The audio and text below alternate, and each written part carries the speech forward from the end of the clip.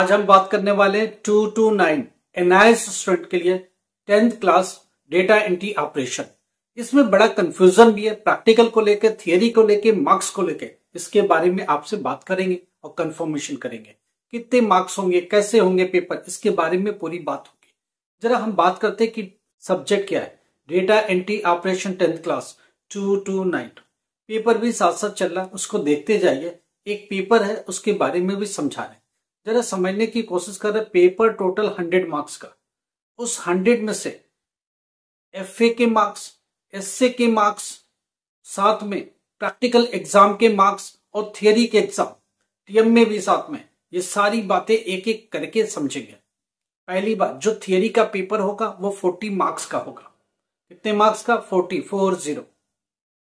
40 marks का paper तो बने। अगर पीसीपी में कुछ मार्क्स है, उसके बाद जो प्रैक्टिकल के मार्क्स है वो कुछ है, दोनों मिला के 33 हो रहे। तो थियरी में 0 भी पाओगे तो पास हो जाओगे, मगर उन दोनों में मार्क्स होना जरूरी है।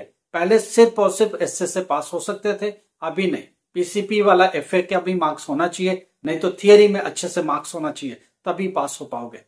अब थियरी का पेपर कितने का? 40 मार्क्स का है, 40। देखो पेपर लगातार चल रहा है, उस 40 मार्क्स में कुछ भी मैंडेटरी मार्क्स नहीं है। थियरी का पेपर, प्रैक्टिकल का पेपर, एफए का पेपर, ये तीनों मिला के अगर आपके 33 होते हैं तो आप पास हो जाओगे। तो इन चीज को समझ के चलो, इन चीज को लेके आगे बढ़ो। अब थियरी का जो पेपर है वो पेपर देखो कितना है, 1 to 17, 1 मार्क्स के, या तो एमसीक्यू है या तो फिल इन द ब्लैंक है। 18 से 23 तक का देखो, एक बार 22 तक का देखो क्या कहानी चली है। 2 मार्क्स के क्वेश्चन है, उसके बाद 3 मार्क्स के क्वेश्चन है, लास्ट में 25 पे क्वेश्चन है, वो 4 मार्क्स का क्वेश्चन है। बेसिक कंप्यूटर, रैम क्या है, रोम क्या है, फाइल कैसे खोलेंगे, फाइल सेव कैसे करेंगे, उसकी जितने भी कमांड्स है वो बेसिक कंप्यूटर वाले डेटा एंट्री ऑपरेशन, जो बेसिक लेवल का डेटा एंट्री लेवल का क्वेश्चन है वो सब होते हैं। तो इसको बुक से पढ़ना पड़ेगा और उसके हिसाब से भी आपको करके चलना पड़ेगा। एक बात तो तय होगी, सिर्फ प्रैक्टिकल से पास होने वाली स्टोरी खत्म हो गई है। सिर्फ प्रैक्टिकल में पास होके पास जो मान लेते थे कि मैं 2-3 पेपर दे दूं, 1-2 हम प्रैक्टिकल से पास हो जाएंगे, वो स्टोरी खत्म हो गई है। ठीक है, पेंटिंग में आपको समझाएंगे जब पेंटिंग का पेपर के एनालिसिस करेंगे। पेपर देखो अभी कितने का, 40 मार्क्स का। 40 मार्क्स में से कितना मार्क्स लाओगे वो आप देखो, क्योंकि मैंडेटरी मार्क्स नहीं है। प्रैक्टिकल में मार्क्स कितने का? प्रैक्टिकल सिर्फ 30 मार्क्स का है, उसमें टीचर ने 20 दिए, 25 दिए, कितना मार्क्स दिए वो आप देखो और आपका स्टडी सेंटर जाने। अब वो मार्क्स में जितना कम रह गया 33 में से, वो कहां से आएगा? वो थियरी के पेपर से आएगा। तो थियरी के पेपर के मार्क्स भी अब यहां इंपॉर्टेंट हो गए। एफए पीसीपी में कितने मार्क्स लगे हैं? अगर स्टडी सेंटर आपका हेल्पफुल है, स्टडी सेंटर आपके फेवर में है, उसने एफए में कुछ मार्क्स लगा चुके हैं, 10 मार्क्स भी लगा चुका है, तो आपके फायदे का हो जाएगा। तो आपके एसए और एफए मिलके अगर 33 होता है, 2-4 कम है, थियरी में उतना लेके आते हो तो हो जाएगा। तो एक बात तय हो गई, 40 मार्क्स का थियरी का पेपर है, 30 मार्क्स का प्रैक्टिकल का पेपर है, 30 मार्क्स का एफए जिसे पीसीपी बोलते हो वो मार्क्स है। पीसीपी का बहुत बड़ा रोल हो गया, 50% सीधा पीसीपी हो गया। पीसीपी में पहले 5 मार्क्स होते थे, 1-2 मार्क्स टीचर देता था, नहीं देता था, अभी वो स्टोरी खत्म। पूरा 30 मार्क्स पीसीपी से आएगा, 30 मार्क्स आपका प्रैक्टिकल से आएगा जिसे आप एसए बोलते हो, पीसीपी को एफए बोलते हो, फॉर्मेटिव असेसमेंट, पीसीपी है।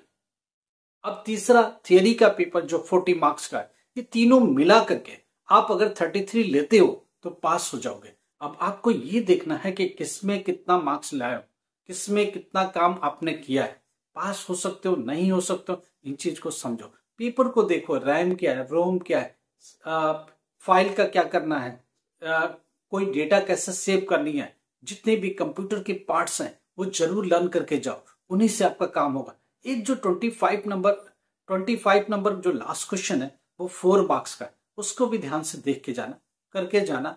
अपने स्कूल से कंफर्म कर लेना कि प्रैक्टिकल और पीसीपी मिला के अगर 33 ऑलरेडी गिवन है तो आपको चिंता करने की जरूरत नहीं है, आपको थियरी में चिंता बिल्कुल नहीं करनी है, आप आराम से पास हो जाओगे। तो ये सब बातें हैं, हम लोग लगातार और भी सब्जेक्ट पर बात करेंगे, और भी सब्जेक्ट पर डिटेल करेंगे। अगर एनआईएस में एडमिशन के रिगार्डिंग बात कर रहा हूं तो अप्रैल 2026 का एडमिशन क्लोज हो चुका है।